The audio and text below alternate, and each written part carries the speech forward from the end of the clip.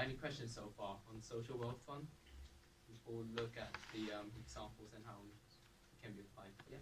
So you talked about setting up a social welfare fund, and you gave the example of Norway with its natural resources. What about countries that don't have that initial pot of money from natural resources? How can they set up their own social welfare? Yeah, that is exactly the problem that he sees in the UK, because how Norway and the UK both own the North Sea oil field, but back in the 1980s, Norway saved that money while we spent it. So now the Norwegian fund is worth about 850 billion, and so this is the one. So it started from 1980s. What is extra good for them was that at that time oil prices were really high, so they were able to enjoy that. So, and I'm back on your question. We'll talk about that very soon. But it's just seeing how Norway did it. That they financed it through the ownership of the oil fields, indirect taxes on oil and natural gases that they sell, dividends from a majority stake in Statoil, which is like a national company in the oil industry, and returns on their investments as they accumulate. Because if we think about it, at the very start, they might not have a lot of fun to start off with, but once from accumulating from the revenues and from the investment returns, it increases over time in sort of like a geometric sense rather than just arithmetically. And so as we said, it also helped generate public revenues. So these revenues that they earn from investment, that can be shared into the government and help to fund government projects, public spending, etc. So that's their performance. So that's back in 1998. There it is right now. So it was 800 billion pounds right now. But in the UK, we're missing that just because we didn't take the same approach. Yeah. What do we spend the money on? So the UK back in the days, I mean, the government still spend it on like public expenses, but it is the sense that once you spend that money, there's inefficiencies. There is, it's because when you spend it, it's just gone. It doesn't increase in value. That's just it. And because I mean, there's also the sense that UK is a more complicated country than Norway, because Norway has a much smaller population. There are a lot more problems that we needed to address back then, and I think the government didn't very like the idea either. But because Norway has always been traditionally a more socialized country, that they were able to put that through, and then there we go. Yeah. Investment's quite risky anyway. So is it right that the guardians should be put in power of like investing where it could go wrong and we could lose social money? Yeah. So that is one of the things. So to make sure that, because this is playing with like the government's money, you don't want to make they invest in mainly they've got a large proportion where they invest in fixed assets, so bonds, government bonds, corporate bonds. That's a large part because they don't fall massively in value in a short period. And they've also got, because they've got this committee in Norway, they have the Norwegian central bank to manage it, so they've got quite well expertise on that. But that is one of the problems, and I think in order to avoid that, they're saying there's like they assess the risk, of course, when they invest in different financial assets. Not only is it really risky, but also the people that are running this public funds don't exactly have a profit motive to actually be good either. So yeah, I mean, but well, in one sense, they do receive less money when they do well, rather than if they're in a hedge fund, they earn 20% of all the profits they make. But apparently in here they don't.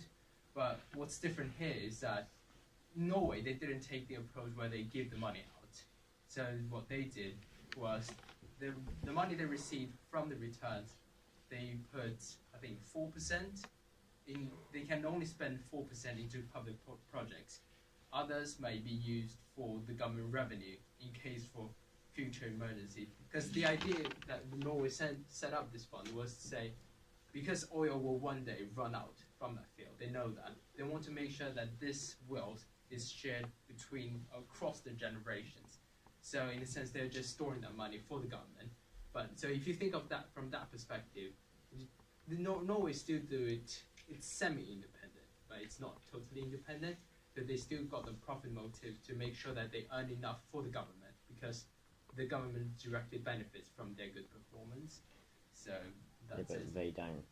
The people running the fund themselves are not any better because it's not their money that they're investing. So they don't have as Yeah. much of a.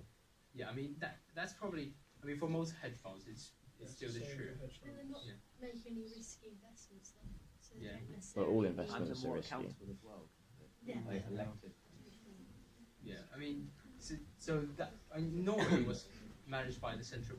It was managed by a separate body of the central bank, but what Stewart thought was to have someone from the labor union, someone from different social groups within the society, and someone from the government to manage this fund all together to make sure that all interests are protected. Yes. Did you? What, Oh, do you have I was just going to say, we can see on the graph like how a relatively small amount of money grew so quickly. Do you think it's still worth the UK to set up its own fund? Because obviously we have like a larger population and we'll have like a smaller starting pot. Will it still be worth the UK to wait in the long term for this kind of thing and set aside money now? Yeah. So from that point, so expert estimated that if the UK has done something similar, it would be at the very least at 400 billion pounds. So I mean, because when Norway set up that fund, they had the perspective of keeping it throughout 30 years, but now they're changing that because it's running so well. They might even further that. So I think in the case of UK, it would still be worth it because it will of course take time in order for that money to pile up and accumulate. Because it accumulates, as you can see from the graph, it's not just adding this to this. It's sort of like a geometric sense where it goes up larger and larger as the more money you've got. Because the more funds you've got, essentially the more financial power you've got, because you can access different markets then. And you've also got, so when it comes to dividends, you've got a larger shareholder, you receive more dividends, sort of things like that. So that's right. And so what about the UK? So, yeah. It's on most financial graphs of like assets. 2008-9 usually goes down. Why doesn't that one? Yeah, so that, because you can praise their ability to perform well, but they've also got, because they at the very first when they set up that fund, they knew that they can't mess this up, so they've got probably better risk measurement, and a lot of their money were invested into relatively fixed assets. So if you look at that graph, the real estate investment is this part, which is very fixed. Then this fixed income, which you can't see very clearly here, but as you can see, they invest a lot into. I mean, of course, they still got a lot in equity investments, and that actually increased from 2008 to 2009. And of course, you need to remember that they're still funding it. So part of this value is still funded by the revenue they earn from the oil, but I mean, the reason why this is such a good idea because it performs well. It acts like a fund, and Stuart thinks this actually performs well, and it actually brings returns from it. It's not doing that. It doesn't, because oil prices were wobbly from here to here, but you don't see a massive difference here. So that's why he thought because this power, they can use this money to invest. That's the biggest advantage of it. So how does the UK development? Well, he first thought that we can better structure the public assets the government own, which includes the land, infrastructure, hospitals. So what this means is that, say the UK government still now owns these hospitals, different lands where they earn rents from them, by transferring these ownership into these funds. Now these funds own these assets. And then, so they want, if the fund only owns assets, then it's called a national wealth fund rather than a social wealth fund because it's owning assets rather than cash. So with this National Wealth Fund, Stuart said that because we've already passed out the phase where we could have set up a really good one in 1980s with the oil, now we can look at these public assets and make sure that the rent returns we earn from that are efficiently managed, and in the sense that he wanted to make sure that these are regionally managed, because he think a nationally wide management would not be able to efficiently target all the public assets. So say for example, if the UK owns this piece of land, this is being rented out, or and the other thing he talked about was the UK could sell off these lands by, because if you've got massive land here, without the approval of the government to build like buildings or living houses, this land is worth very little. Once that approval has been given, that permission being given, the land prices increases a lot, and that's one of the things that Stuart saw in London, in central England, and he thought that if the government keeps, because most of the time when they've got this land available, they ask different companies to bid for the land, and the highest bidder of course wins it, and then once the permission is given to this bidder, that land increases a lot in the value, but the government don't earn that. That chunk of money is being earned by the private companies. So he thought that if the government could do that themselves, then that income is being directed directly to the government. So using that idea, Stuart said that if we can put that into a fund, then this could potentially act as the financial return he wanted in the social welfare. So that was one of the ways Stuart thought UK could manage that. Some other options were imposing potential windfall taxes, so on lotteries, on inheritance, and different ways. I mean, he said that this doesn't contribute a lot, but he said it could be just one of the ways for the UK to finance it. And it could also, it's because there's still oil revenue, even though it's much less now. The UK government can still put that into, although a very small proportion of the total fund, or you can impose a tax on certain financial transactions. So he said on merger and acquisitions, because in merger and acquisitions, the prices are usually inflated in a way, and those that benefit are the company owners being bought. So if the UK government can impose a tax on that merger and acquisition bit, then this could be used to refund that. But he still thought this wasn't the best idea. But his main argument was that the first option would be the best in the UK sense. And I just thought that I would mention about the Swedish one. So Sweden had one on the experiment for about 9 years. So how they funded it was that they asked all businesses above a certain amount of revenue. So all these businesses, it's not the business that pay out, it's the owners of them that pays out about 20% of the revenue as ownership to the government.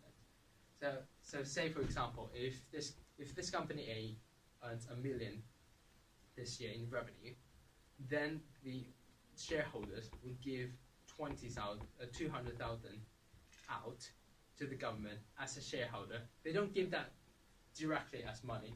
They give that as, they literally just create some extra shares to the government. So the government now owns these extra bit of the asset. But that did not do very well, because in a sense the business of course they opposed it, because it's just making them more vulnerable to government intervention. And I think when they introduced this idea, the ruling government, which was the Swedish Social Democrats on the left, they were being voted off just because of this idea. So when they came back 8 years later, they thought, maybe not, we're not doing this. But this was just one of the experiments, and Stuart thought that by looking at that, he thought our main focus should still not be imposing a lot of tax, a lot of pressure on businesses, but rather to make sure that these businesses can help fund the larger social wealth fund from other ways. So that was it. Any questions? Any ideas, thoughts? Well, I've got Yeah. loads of ideas on it. Yeah. Do you think we should have one? Who thinks we should have a social wealth fund in the UK? We should build one. By whatever means. Who's for the idea? Yeah, I think it'd be good. What they use the money for in Saudi do it, don't they? The They do. Norwegians do it. What do the Norwegians use the money for? The returns. The Norwegians just put some of that into social projects. Now they just go to public revenue. But his idea, so Alaska has one. What about this? Oh, I've got one. Why don't we just the government doesn't print the money and then use the printed money to buy the shares in the companies, and then everybody in the community would pay a slightly higher cost because the printed money would create inflation. So the value of the money you've got will all fall slightly, but we've created a great pot of money for social funds. So the cost will be spread by us all. Because we all have to, the value of all the money that we've got will fall slightly because of inflation. But the government could use all the money it's printed to buy shares in all the companies. What about that? I think one of the things that he talked about that was because UK is a democratic country.